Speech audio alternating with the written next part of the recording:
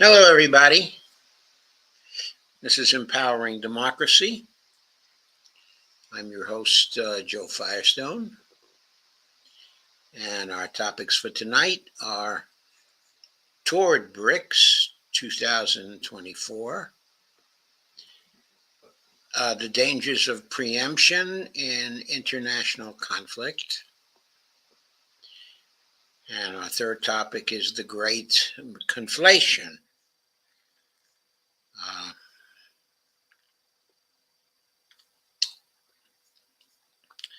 So,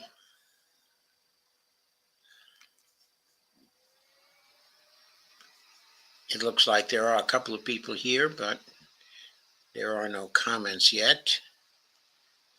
So I will go on and take up our first topic, which is Toward BRICS 2024.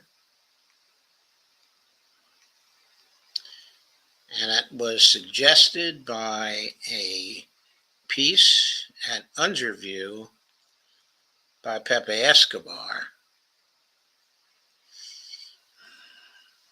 The title of that piece is Will a BRICS Bretton Woods Take Place in Kazan?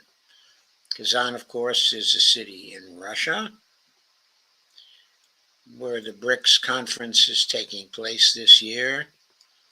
And the question raised by Pepe is whether it's going to be another Bretton Woods conference, whether it's going to try to do the same things Bretton Woods did so long ago in the post-war period.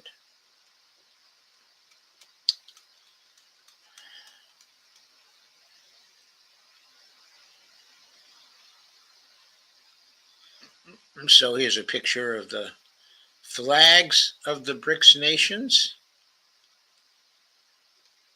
Of course, with less than a month before the crucial BRICS annual summit in Kazan, under the Russian presidency, seriously informed discussions are raging in Moscow and other Eurasian capitals on what should be at the table in the de-dollarization and the alternative payment system front. Yes, important topics: de-dollarization and alternative payment systems. Earlier this month, Andrei Mikhailishyn, head of the Task Force on Financial Services of the BRICS Business Council, detailed the list of projects under consideration.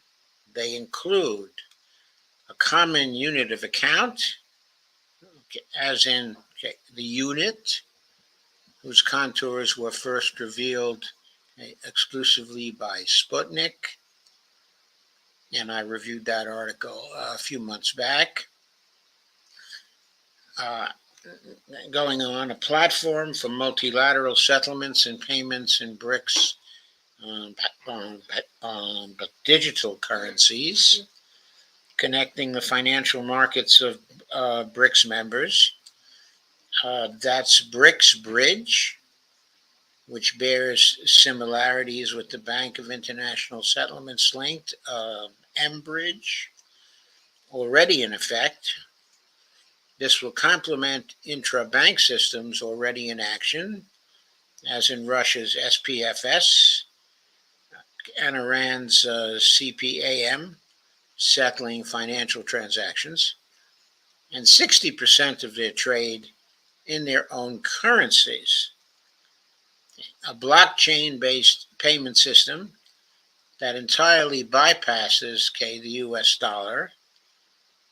This is known as BRICS Pay. Arguably 159 participants may be ready to adopt this sanction evading, similar to SWIFT system by right away, as soon as it comes out. A settlement depository for clearing, an insurance system, and crucially, a BRICS rating agency independent from the Western giants. And of course, those rating agencies have abused their power dozens of times. They've even done things to the rating of the United States, which was ridiculous from the standpoint of the real situation with respect to the credit rating of the United States. But going forward, what's at stake is the extremely complex design of a brand new financial system, decentralized and using digital technology.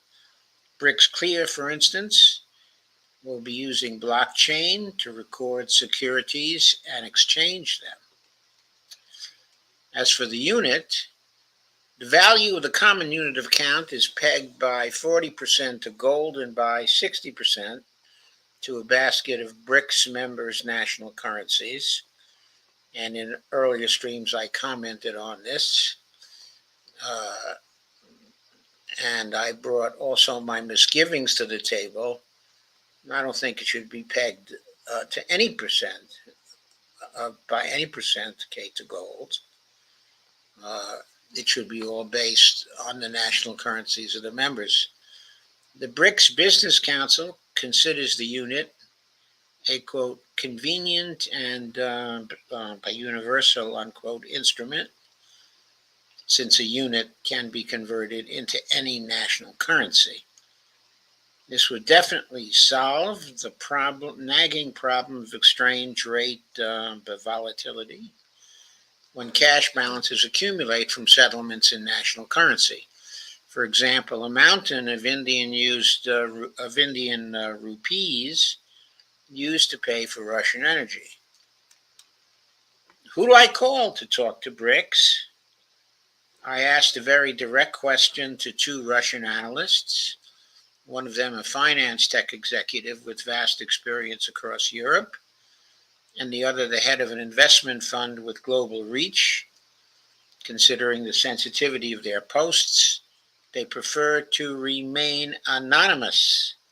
The question, is BRICS ready to become an actor in Kazan next month?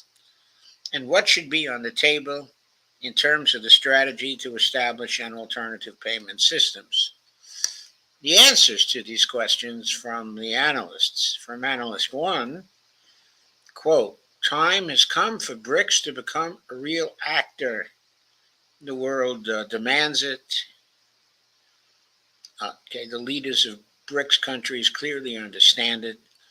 They have the moral power and the political will to set up an organization, to provide a number for BRICS to be called in. That's the best question for the upcoming summit. Here we have to explain a little. BRICS is not a unified actor in any sense. It's a club.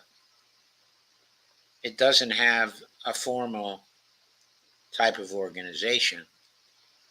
So the issue is, will it become a formal organization such as the UN or the World Bank or the various institutions that were set up by the West in the post-war period? And the answer the analyst is giving, yes. The analyst is referring to what could be dubbed, quote, the Kissinger moment, unquote, when Dr. K famously quipped in the Cold War era, quote, when I want to talk to Europe, who do I call? Okay, unquote. Well, by now, Europe has institutions, of course, and they can be called.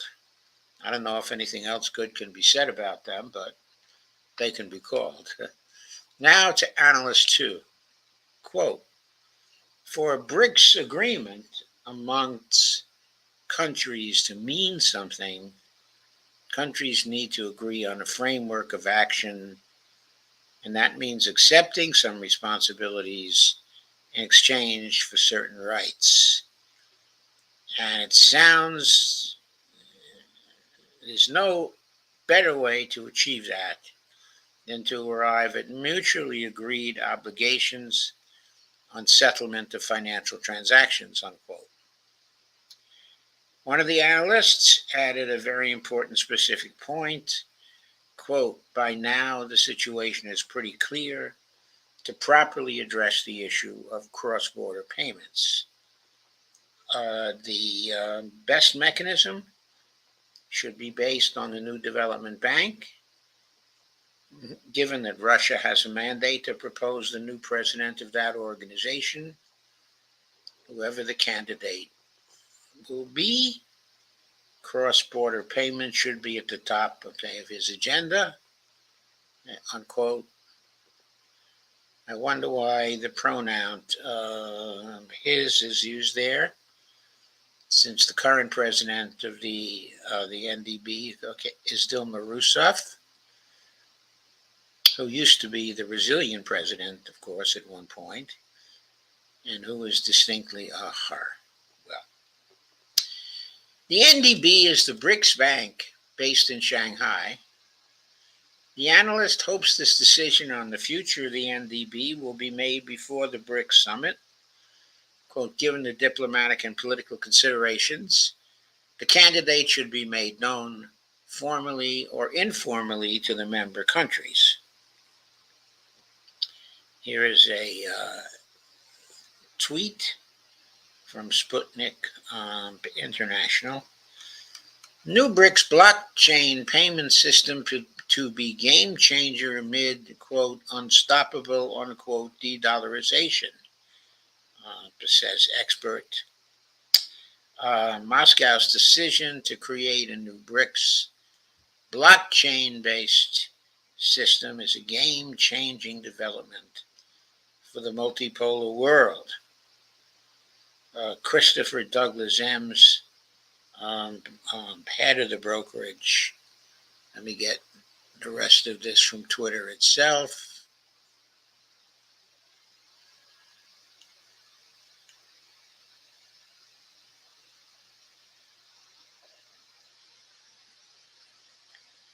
Head of the brokerage division, LM Investments, told Sputnik on the sidelines of the Eastern Economic Forum in Vladivostok, quote, I think it's a huge and significant development because blockchain is an immutable payment, and what that means is it can't be messed with.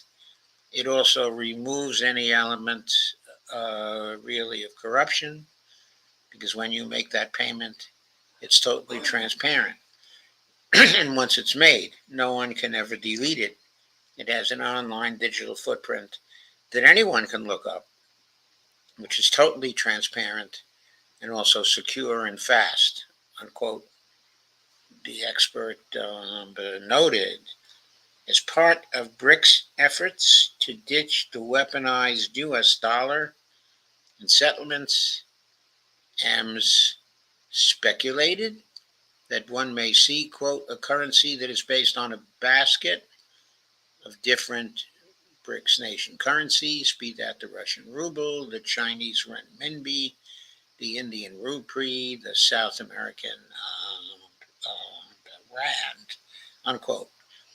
The BRICS payment system would be the final nail in the coffin of the, quote, unstoppable, unquote, de-dollarization trend, the expert added. As the U.S. greenback, quote, has nothing that backs it, unquote, and, quote, there's no commodity, okay, that underlies it. Of course, it's thought to be an advantage to have a commodity that underlines your currency, in spite of the fact that that has always meant that the supply of that currency becomes limited from time to time, which causes liquidity crises to arise, which in turn causes recessions and depressions to arise. But, of course, people have what I might call commodity sickness or gold standard sickness, okay, whatever. But going back to Pepe's article, that was a rather long tweet, wasn't it? As it stands, The talk of the town in Moscow informed circles is that Alexei Prigozhin, the IMF's executive director for Russia, has a 60% chance to be appointed to the NDB. I wonder if that's a good idea. Why would you take an IMF executive director who presumably would be wedded to neoliberal principles and make that person the president of the NDB? I say better continue to go along with Dilma Rousseff. Ksenia Yudaev, a former G20 Sherpa and a former deputy of Russia's central banks,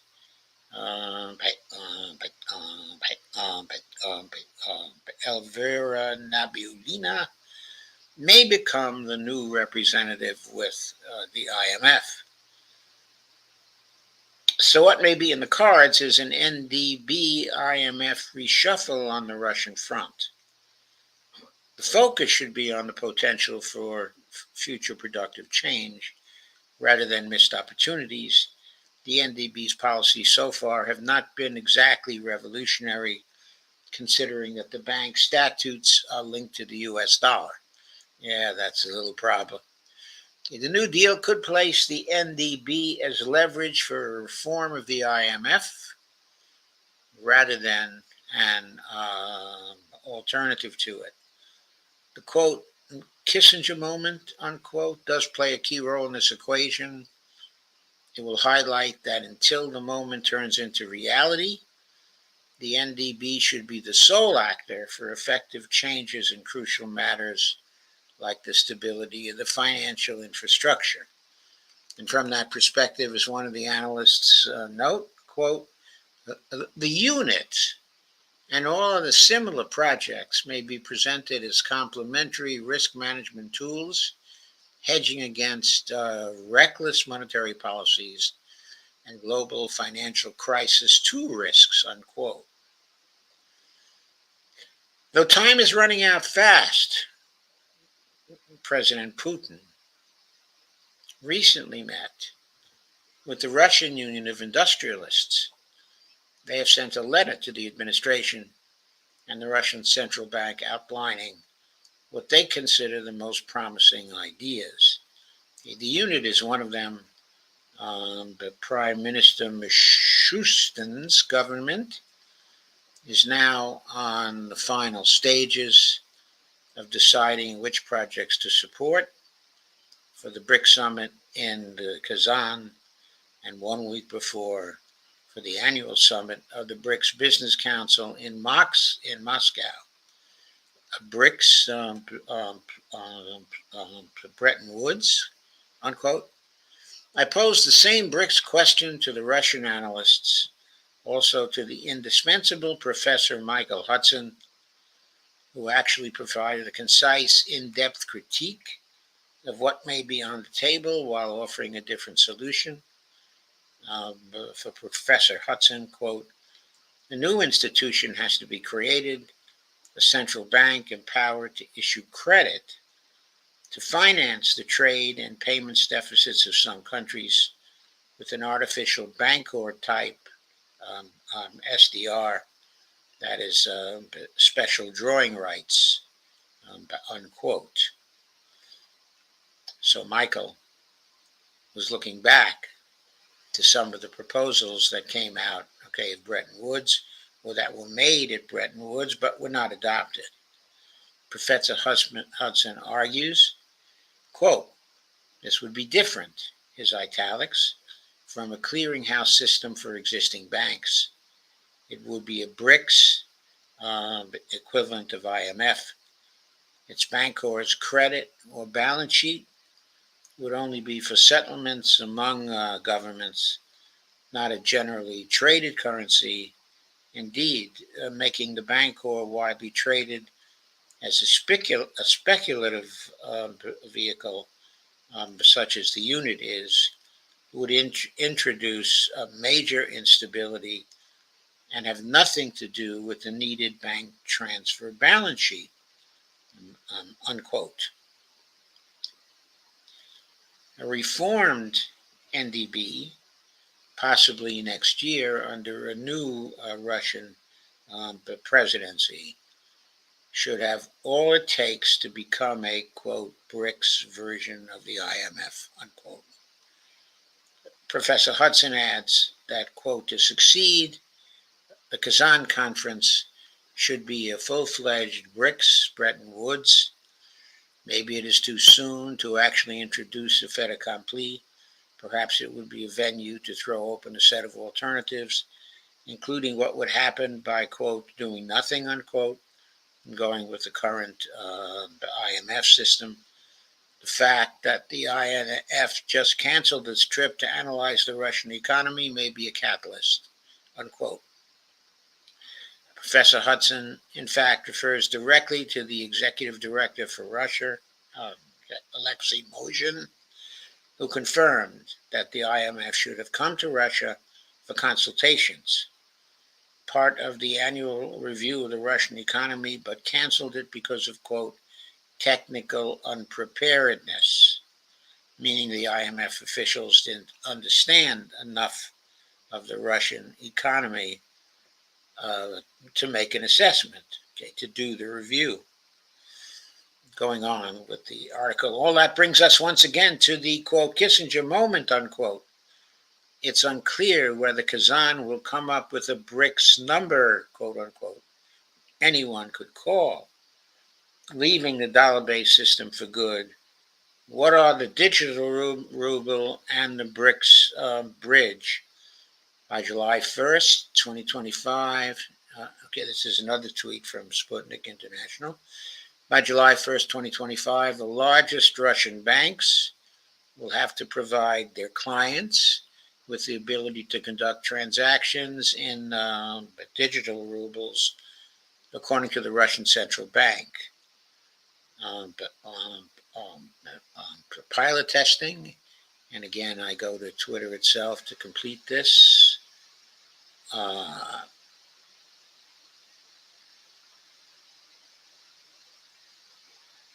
Pilot testing of the digital currency is underway, with 12 banks participating in it. The digital ruble. Okay, the digital ruble is an electronic form of national currency. It is a unique but digital code, a token that is stored inside of digital wallets on a special platform of the central bank. The bank intends to issue it as an addition to the existing means of payment. A digital ruble could become a fast, convenient, and reliable means of cross-border payments, which is important for Russia in the context of sanctions pressure and exclusion from SWIFT, as well as its de-dollarization policy. To seamlessly conduct financial operations with its partners, Russia needs a system based on the interaction of national digital currencies. According to the central bank, there are two options: an integration of two platforms, i.e. the digital ruble and other digital currencies, or operations on national currency platforms through a third common system. The BRICS bridge. Together with the central banks, this is a very, very long tweet, together with the central banks of the BRICS countries, Russia is working on creating a new settlement and payment infrastructure that would allow payments to be made in national currencies, including digital ones. Further, a multilateral digital settlement and payment platform, BRICS Bridge, that could connect the financial markets of BRICS members, is currently under consideration by the organization. The development of a system immune to political pressure, abuse, and external sanctions interference has been going on since the 2023 BRICS Summit in South Africa. The issue of an independent, multilateral digital platform is likely to be a focus point of the October BRICS Summit in Kazan, according to Russian Federation Council Speaker Valentina Matvienko. Interesting name there, Matvienko. Okay, so let's get back to the article again. That tweet, I think, was a very interesting one. Professor Hudson makes an essential last point on the global South's dollar debt. He stresses, quote, how to handle BRICS members' existing overhang of dollar debts, unquote, is a major problem. What is clear is that, quote, the BRICS Bank, the NDB, should not finance deficits by member countries for such payments. In practice, that would have to be a moratorium on such payments in view of the present weaponization of Western finance, unquote.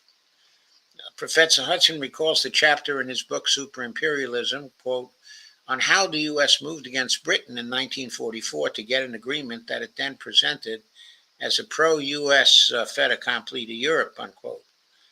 The book, quote, reviews all arguments that took place there, unquote.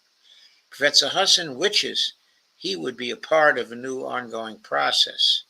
Imagine if BRICS Plus manages to pull it off, getting a global majority approved agreement on a new equitable, fair financial system, then presented that to the $35 trillion indebted superpower as a fait accompli.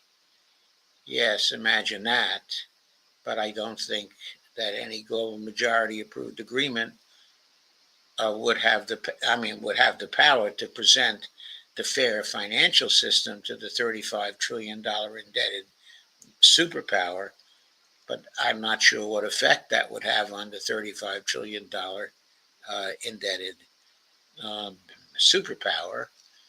And I know Michael Hudson is quite cognizant of the MMT approach to economics, and in other contexts has defended the MMT approach and basically referred to himself as a representative of the MMT approach.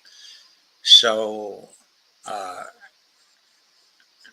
I wonder whether he would agree with me that presenting the new agreement up to the $35 trillion indebted superpower as a fait accompli would create any problem for that superpower, which is, of course, a monetary sovereign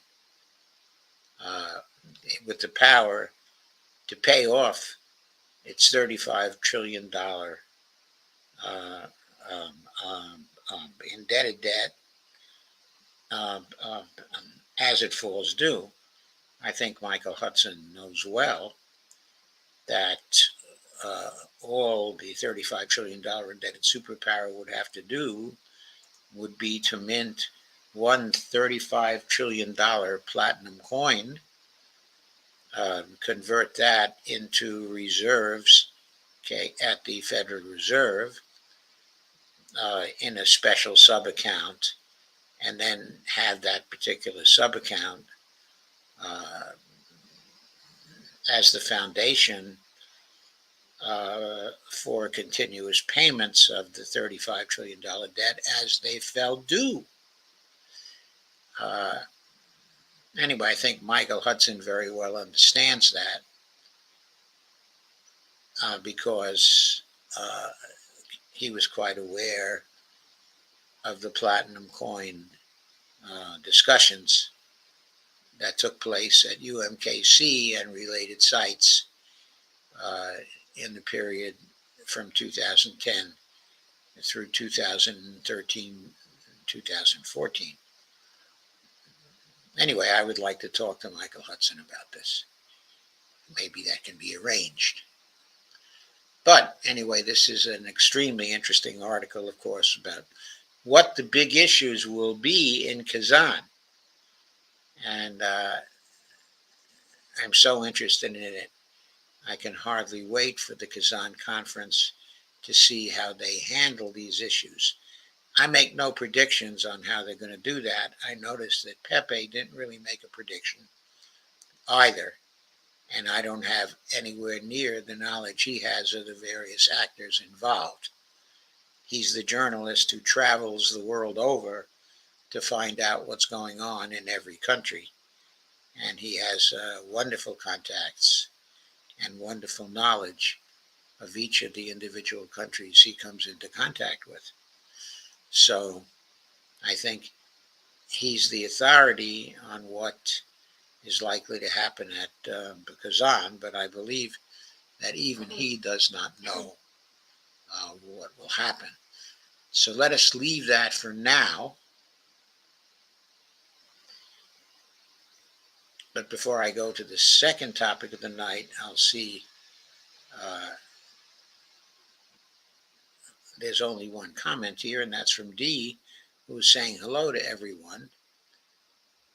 I don't know why no one is here, but there may be some important things going on tonight that I haven't taken into account.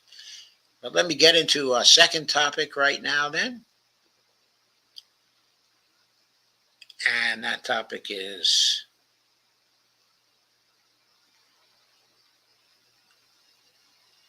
the topic of preemption in international conflict.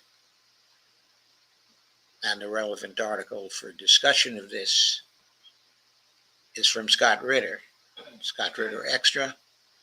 The article is called Life Preempted. Scott published it on September 25th, 2024. And there's a picture of a Trident missile being launched. Scott says, "What would you do to save democracy, to save America, to save the world? How will you vote in November? If you're not thinking about the end of the world by now, you're either brain dead or stuck in some remote corner of the world, totally removed from access to news." I have to say at this point, I very often agree with Scott, and I treasure him as a source of opinion and analysis in international relations. But I think he has to realize that with the coverage that the Western media gave to the crisis that occurred more than a week ago now,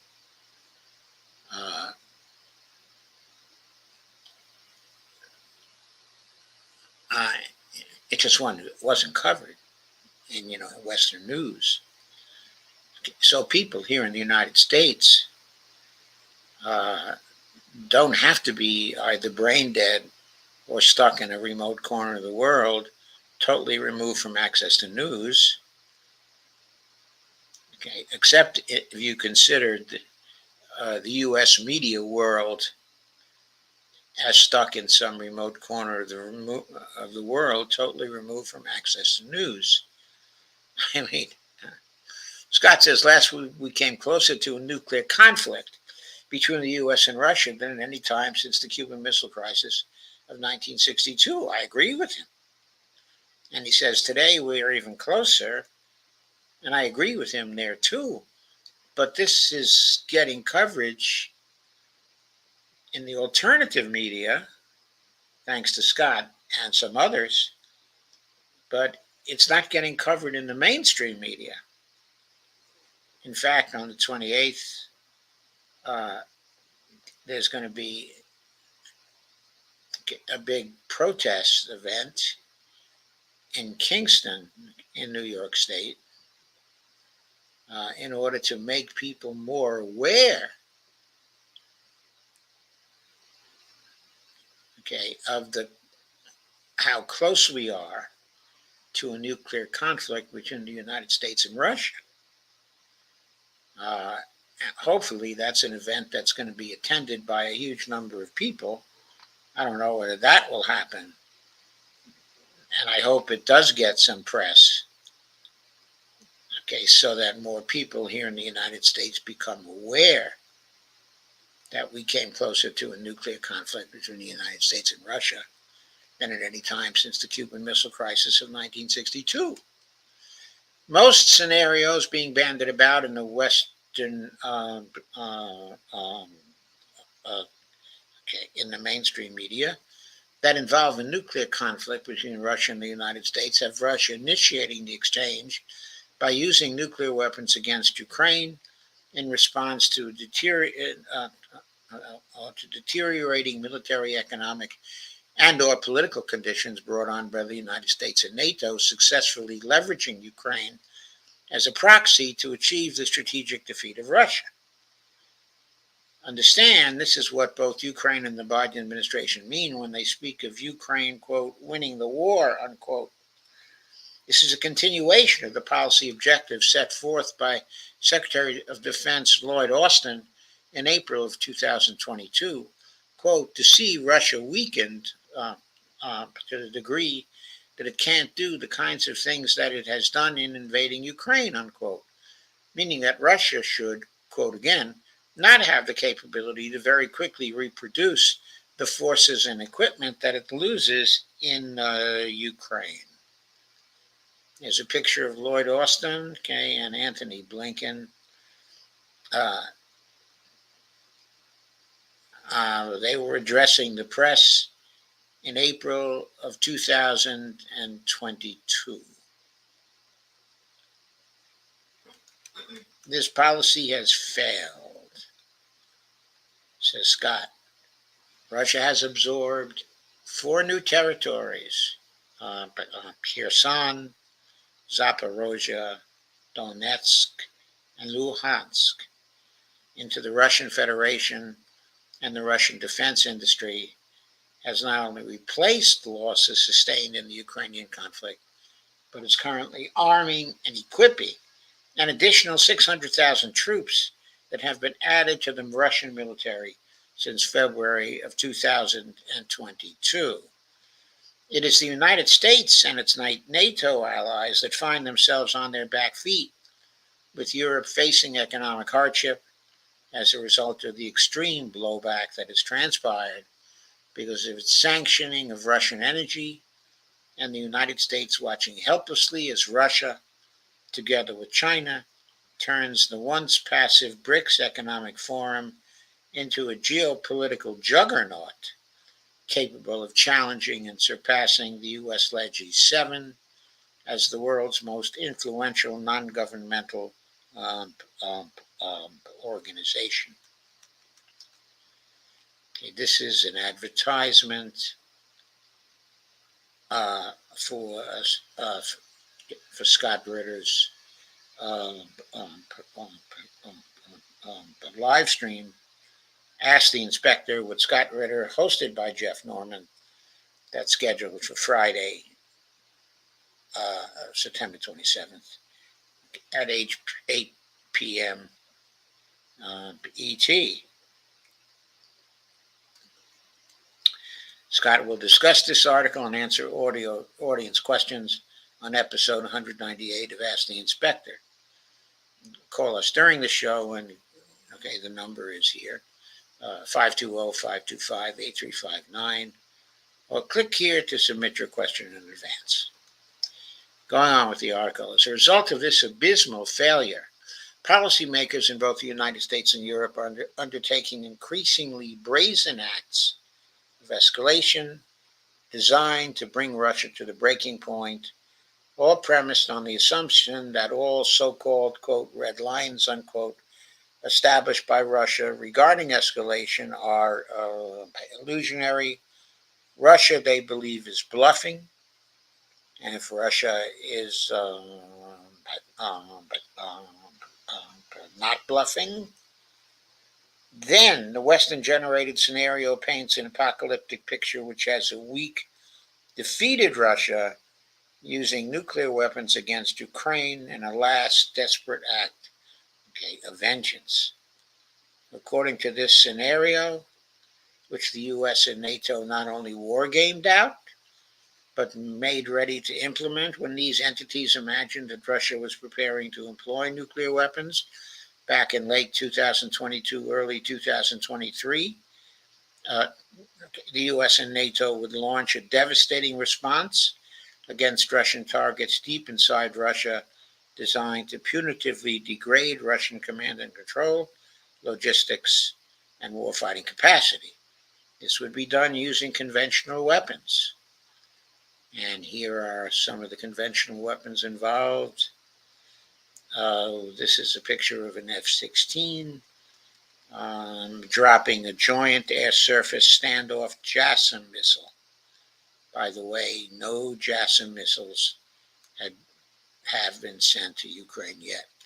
If Russia opted to retaliate against NATO targets, then the U.S. would have to make a decision: continue to climb the escalation ladder, matching Russia punch for punch until one side became exhausted, or preemptively using nuclear weapons as a means of escalating to de-escalate, launching a limited nuclear strike using low-yield nuclear weapons in hopes that Russia would back down out of fear, or what would come next, a general nuclear war. The Pentagon has integrated such a scenario into the range of nuclear preemption options available to the President of the United States. Indeed, in early 2020, U.S. Strategic Command conducted an exercise where the Secretary of Defense gave the launch instructions for a U.S. Ohio-class submarine to launch a Trident missile carrying W-76-2 low-yield nuclear warheads against a Russian target in a scenario involving Russian aggression against the Baltics, in which Russia used a tactical nuclear weapon to strike a NATO target. The insanity of this scenario is that it ignores published Russian nuclear doctrine, which holds that Russia will respond with the full power of its strategic nuclear arsenal in the case of a nuclear attack against Russian soil. Once again, U.S. war planners believe that Russia is bluffing. There is another twist to this discussion. While the U.S. might assess that Russia would not seek a general nuclear war following the use by the U.S. of low-yield nuclear warheads, the problem is that the means of employment of the W-76-2 warhead is the Trident submarine launched ballistic missile.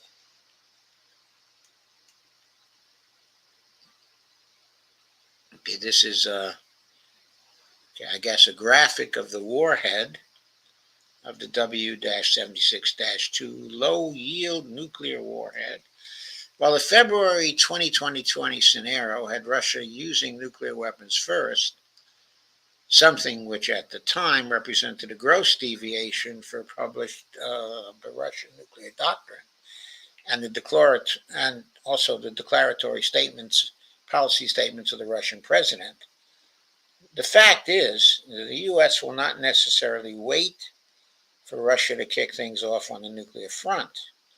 The United States has long embraced a nuclear pressure which not only incorporates the potential of a nuclear first strike, but through declaratory policy statements, actively encourages America's potential nuclear adversaries to believe such an action is in fact possible. David D. Trachtenberg, the Deputy Undersecretary of Defense for Policy during the Trump administration, said in a speech at the Brookings Institution in 2019 that a key aspect of the U.S. Nuclear posture was, quote, keeping adversaries such as Russia and China guessing whether the U.S. would ever employ its nuclear weapons, unquote.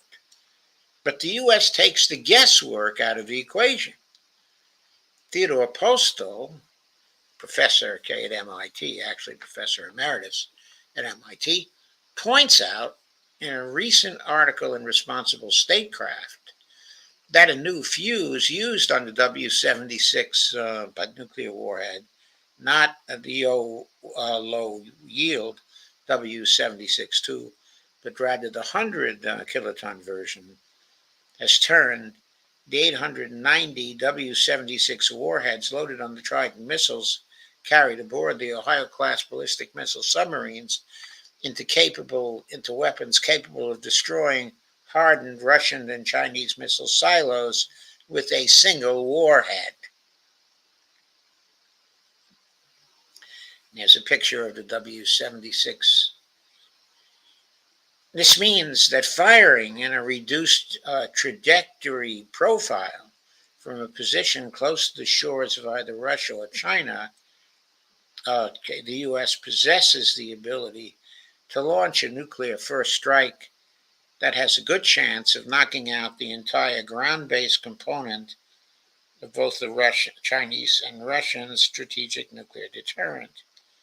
As a result, Russia has been compelled to embrace a, quote, launch on detect, unquote, nuclear posture, where it would employ the totality of its silo-based arsenal the moment it detected any potential first strike by the United States. Return for a moment, to the scenario-driven deployment of the W-76-2 low-yield nuclear weapon as part of the, quote, escalate to de-escalate strategy that underpins the entire reason for the W-76-2 to exist in the first place. When the United States launches the Trident missile carrying the low-yield warhead, how are the Russians supposed to interpret this act? The fact is, if the U.S. ever fires a W-76-2 warhead using a Trident missile, the Russians will assess this action as the initiation of a nuclear first strike and order the launching of its own nuclear arsenal in response. All because the United States has embraced a policy of, quote, first strike ambiguity, unquote, designed to keep the Russians and Chinese guessing about U.S. nuclear intentions and to put icing on this nuclear cake.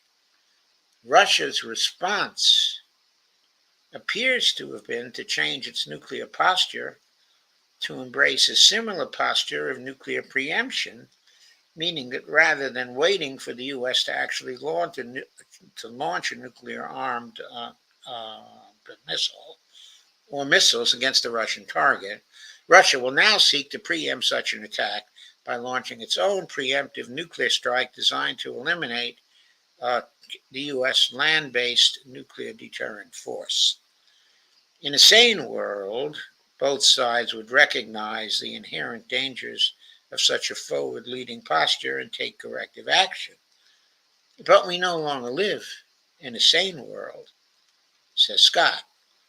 Moreover, given the fact that the underlying principle guiding U.S. policies toward Russia is the misplaced notion that Russia is bluffing, any aggressive posturing we might engage in designed to promote and exploit the ambiguity derived from the first strike potential inherent in existing U.S. nuclear posture will, more likely than not, only fuel Russian paranoia about a potential U.S. Nuclear preemption, prompting Russia to preempt. Russia isn't bluffing, and our refusal to acknowledge this has embarked us on a path where we appear more than willing to preempt life itself. We need to preempt nuclear preemption by embracing a policy of strict no first use principles, by choosing deterrence over war fighting, by de-emphasizing nuclear war, by controlling nuclear weapons through verifiable arms control treaties, which of course is the wheelhouse of Scott, and by eliminating nuclear weapons. It truly is an existential choice, nuclear weapons or life, because they are incompatible, with one another. The author will be speaking on the danger of nuclear war and the need for policies that seek to avoid confrontation between the United States and Russia at the Peace and Freedom rally this Saturday, September 28th, in Kingston, New York. And on your screens right now, there should be a poster. September 28th, 2024, Peace and Freedom rally. Live music starts at 2 p.m. Okay, the location is the Four Corners of Freedom at John and Crown Street in Kingston, New York, where the seeds of democracy were sown. Kingston, New York was the first capital of New York State. Anyway, there's Scott with the microphone in his hand. The poster says Scott Ritter speaks out against nuclear war, joined by other featured speakers, Judge Andrew Napolitano, Gerald Basilenti, also Max Blumenthal, Anya Parampil, and but finally Roger Waters. Streams will be live at scottritter.com, okay, or on YouTube at Occupy Peace 2846, also at the Gray Zone 7996, and at Judging Freedom. So those are the places where the live streams will be carried. I wanted to make sure that you heard about this. So I will check again for comments. Evelina's here. Joanne Nolenhouse Ricardio is here. Hi, Joanne. Says the world will blow up after the first launch. Steve Wolfbrand says, hello, everybody. Evelina says, didn't know Kingston was the first capital of New York. I didn't know it either. But, evidently Judge Napolitano knew it and has been spreading the news. Well, maybe it was Gerald Basilenti who knew it and is actually spreading, the news. Well, those are the comments, so I will move on now to the last piece that we have for you tonight. I have a relatively short show tonight because, of course, I will be joining Dee for her show once we are over.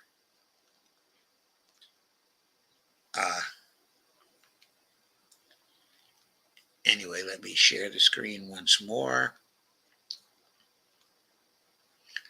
For our third topic is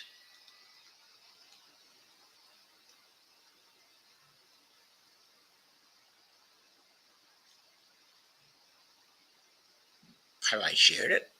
I don't know. I don't think so. Somehow, there we go. There we go. Our third topic is the Great Conflation. Now, what is the Great Conflation? It is the conflation of Zionism, anti-Zionism, and anti-Semitism. That conflation is a real danger to free speech in a number of countries, in the nations of Europe, and also very much so here in the United States. Anyway, here is the article from Common Dreams. People, including a young woman holding a sign that says anti-Zionism is not anti-Semitism, chant slogans and carry Palestinian flags. And they arrived at Potsdamer Platz during a Freedom for Palestine protest march that drew thousands of participants on November 4th, 2023, in Berlin, Germany. The photo was by Sean Gallup / Getty Images. The headline is, American Jews have long questioned Zionism. In the name of Jewish and global sustainability and safety, American Jews must end their long-standing, unquestioned allegiance to Zionism and Israel. The article is by Marty Blatt and Marjorie Feld, two Jewish Americans, on September 23rd, 2024. It was published in Common Dreams. As historians and as anti-Zionist Jews active in our communities, we know that unqualified support for Israel has been widespread among American Jews, built on the idea that only Israel could prevent another Holocaust and keep Jews safe. But crucially, there's never been a complete pro-Zionist, quote, consensus, unquote. What we understand is that there has always been a small, vocal, articulate American Jewish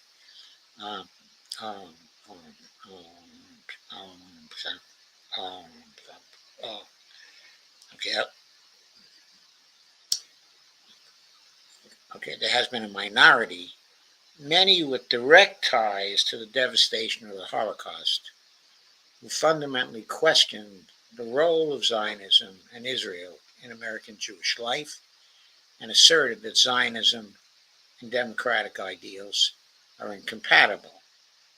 Our own lives and research agendas, the two historians say, illuminate that for over a century, since the beginning of the modern Zionist movement with Theodor Herzl in 1897, some American Jews have drawn attention to the brutality and racism inherent in the modern Zionist project.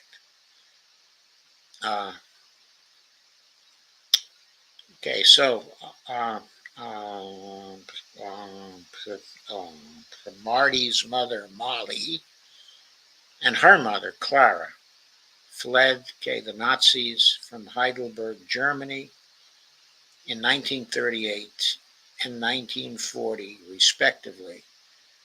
The Nazis murdered many in their family. In 1934, the Blue Card was established in Germany to assist Jews who were fleeing the growing persecution, and subsequently reestablished in 1939 in the United States to provide direct financial assistance to needy Holocaust survivors. Over a span of 9 decades, Marty's grandmother and mother, and Marty, 3 generations, made a donation every single year to the charitable organization. That is the Blue Card organization. And now Marty has concluded, painfully, that he can no longer contribute. The Blue Card Passover appeal highlighted the need to, quote, combat the rising tide of anti-Semitism, unquote.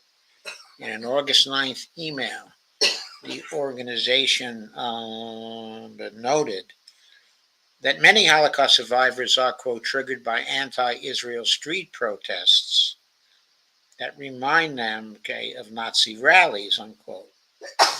The Blue Card, God bless you, honey, has not uttered a single word of condemnation against the Israeli genocide in Gaza and the West Bank.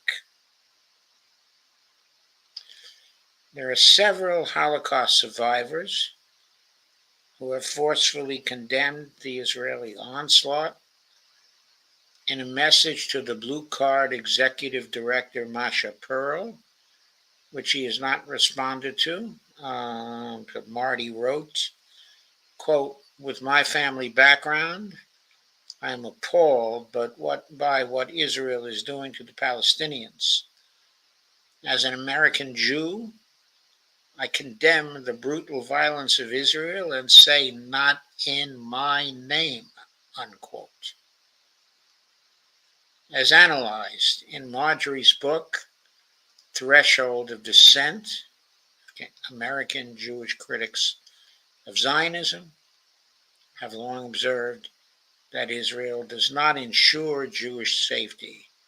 The Yiddish and English language journalist William Zuckerman, based in New York City, wrote in his Jewish newsletter in the 1950s that Israel and Zionism contributed to hostility toward Jews around the world. Together with Israeli diplomats, Jewish leaders forced him out of journalist jobs and removed his communal funding. He incurred the wrath of many American Jews for pointing out their hypocrisy. For example, in his comment in 1959, quote, "How can the American Jewish Congress and other outspoken Zionist organizations honestly fight segregation in the South if opposition to integration of Jews with non-Jews is the basic principle of Zionism," unquote.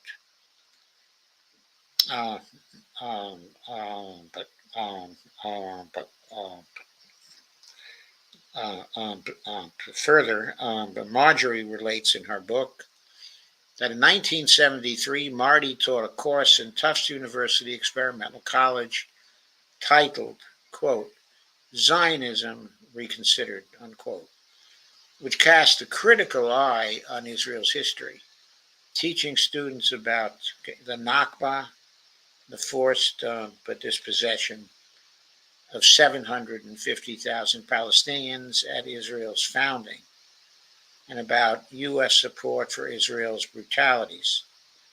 The Jewish Defense League and the mainstream Jewish community each attacked him, and the course, the Jewish Defense League called the course, quote, an anti-Jewish outrage, unquote, and distributed a flyer that declared, quote, "Not since Germany in the days of Hitler has any university dared to offer a course presenting a one-sided view of any national movement," unquote.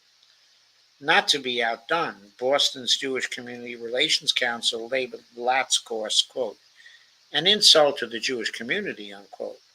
That was part of an, quote, anti-Israel propaganda effort. Since the early 20th century, and especially since the strong Cold War alliance between Israel and the U.S. dating back to the 1960s, in the name of Jewish safety, American Jewish community leaders have been active in marginalizing American Jewish critics of Israel.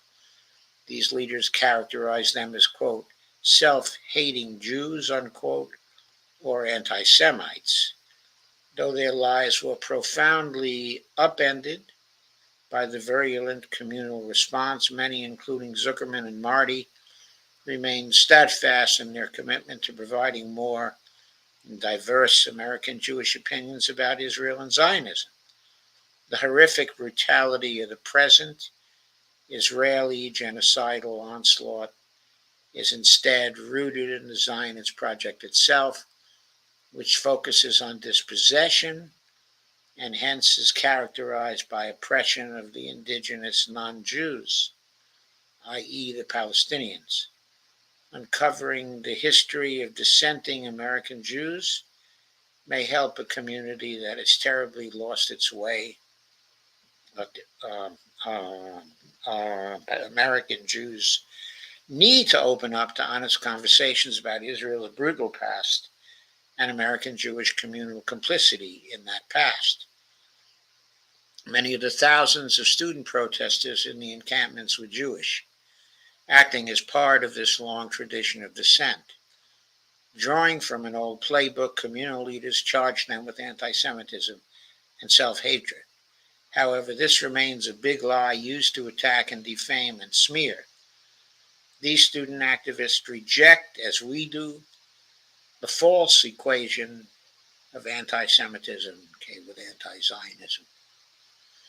How can we move forward out of the current nightmare? We call upon every American Jew to reject the genocidal policies of Israel.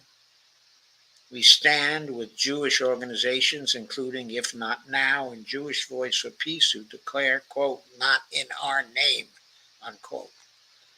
We call for an immediate ceasefire, exchange of all hostages, including Palestinian prisoners, cessation of arms supplies by the U.S. to Israel, substantial negotiations for a lasting peace with justice for Israelis and Palestinians. Some sort of confederal state will be required, as Israel has effectively crushed the possibility of a two-state solution. As I've often said here in this stream, maybe the Iranians will be able to help us with that by getting rid of the 750 to 800,000 settlers who are currently illegally in the West Bank. But that's another story that I'm not going to go after again tonight. In the name of Jewish and global sustainability and safety, American Jews must end their long-standing, unquestioned allegiance to Zionism and Israel. By embracing an understanding of the voices of American Jewish descent, past and present, perhaps American Jews can play a constructive role moving forward to end the genocide carried out today in our names in Gaza, in the West Bank. And this article meant a great deal to me because I have long resented the role of the Israeli government and related propaganda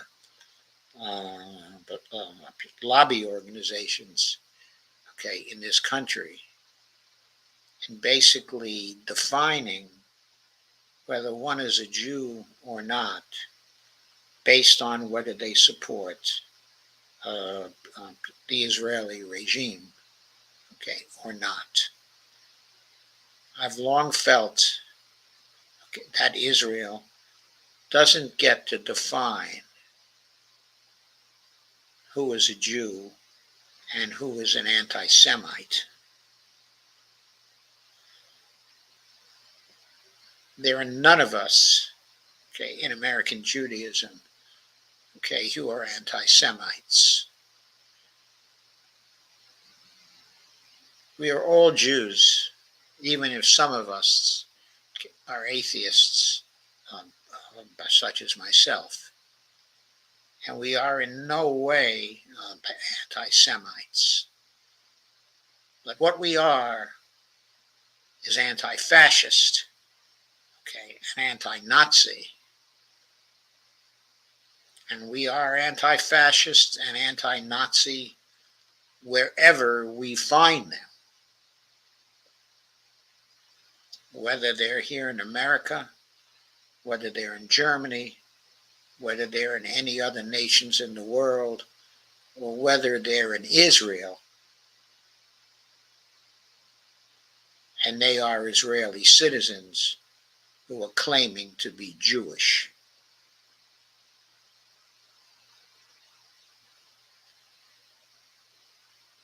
I have to say what I further feel about that situation.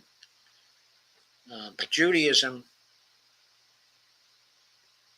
is a communal religion, but it's decentralized, and it's congregational, in character. There is no central authority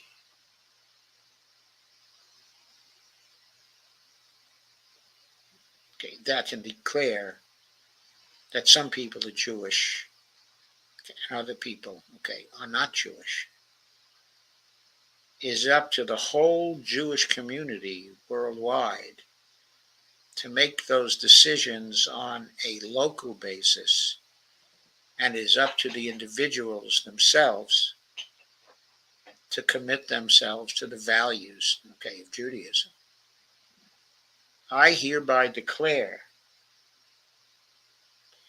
that the so-called Israeli Jews who claim to be Jewish, but who are practicing genocide, and ethnic cleansing, are, by virtue of that fact, no longer Jewish. They are in conflict with the central and universal values, of Judaism.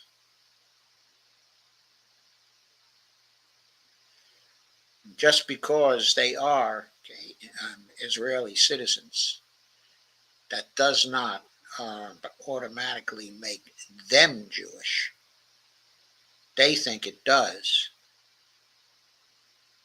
But they and the satanic rabbis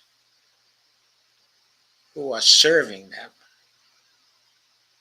have given up their Jewish identity by establishing an apartheid state, in Israel, and by giving in to the practices of ethnic cleansing, and genocide. So that's my commentary for tonight. It won't make everyone happy. I know that. I see there are no more comments. My attendance was very low tonight. I don't know why that was the case. I thought this was a pretty important stream. But anyway, I'm ending it for tonight, and I'm going to go over to Dee's to help her out. So thank you all very much for coming. I will be back on Saturday with another stream. This one will probably be on domestic politics here in the United States. So good night, and hopefully I will see you all at Dee's stream.